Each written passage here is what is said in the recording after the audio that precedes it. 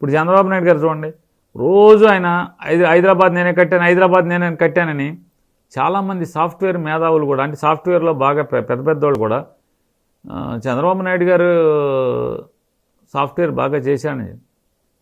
నారా చంద్రబాబు నాయుడు గారు 2004 నుంచి అలా హైదరాబాద్లో ఆయన పరిపాలన చేసింది లేదు, ఆయన ఒకటి ముట్టుకున్నది లేదు, ఒకటి కట్టింది లేదు. 2004 నుంచి 2004కు ముందు హైదరాబాద్ పరిస్థితి ఏంటి, 2004 తర్వాత హైదరాబాద్ పరిస్థితి ఏంటి? మరి దాని చంద్రబాబు నాయుడుకి ఏం సంబంధం?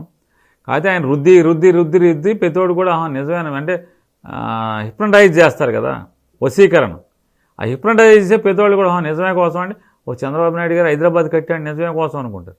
ఏం కట్టాడు ఆయన? ఒకే ఒక బిల్డింగు ఎల్ఎన్టీకి డెవలప్మెంట్కి ఇచ్చి పార్టీ ఆఫీస్ కట్టుకున్నాడు ఎల్ఎన్టీతో. ఎల్ఎన్టీ కూడా మా దాంతోనే పార్టీ ఆఫీస్ కట్టారు. మీరు చూసుకోండి, తెలుగుదేశం పార్టీ ఆఫీసు హైదరాబాద్లో హైటెక్స్ బిల్డింగు రెండు ఒకేసారి సైమల్టేనియస్గా కట్టారు. ఇది ఎల్ఎన్టీ వాడు కట్టాడు, అది ఎల్ఎన్టీ వాడు కట్టాడు.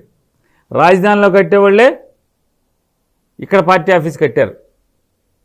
ఇప్పుడు మరి ఇల్లు కడుతున్నారు సార్ కొత్తది. ఇల్లు కూడా అంతే, రాజధానిలో కట్టే కాంట్రాక్టర్లే ఇల్లు కూడా కడుతున్నారు.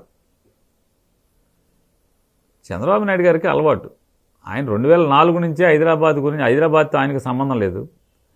ఆయన ఎరా అంతా కూడా 2003కే ముగిసిపోయింది. ఆయన శంకుస్థాపన చేసిందేమో 97-98లో శంకుస్థాపన చేశారు దానికి, హైటెక్ సిటీకి.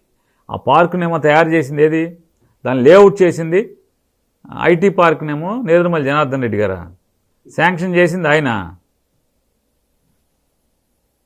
ఆ నేదురుమల్లి జనార్దన్ రెడ్డి గారు లేఅవుట్ చేసినటువంటి, అంటే ఆ భూమిని లేఅవుట్ చేస్తే ఆ లేఅవుట్లో ఒక స్థలంలో బిల్డింగ్ కడతాకి ఎవడికో డెవలప్మెంట్కి ఇచ్చి, అదొక ఆయన చేసింది అంటే డెవలప్మెంట్కి ఇచ్చి ఆ లాభం పొందేశాడు. తెలుగుదేశం పార్టీ ఆఫీస్ కట్టేసుకున్నాడు ఇక్కడ కాసు బ్రహ్మాందరెడ్డి కేబీఆర్ పార్క్ ఎదురుకుండా.